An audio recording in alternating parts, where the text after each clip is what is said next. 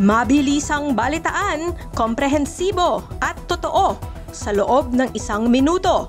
Simula na ang Diskurso Tidbits. Pasabog ni Amy Marcos, PBBM, matagal na daw may issue sa droga. Palasyo, kumontra. Buwelta naman ni Sandro Marcos, hindi daw ito asal ng isang tunay na kapatid. Ombudsman Remulla, higit 30 kakasuhan sa 100 billion peso flood scam. Arrest warrants ilalabas daw by December 15.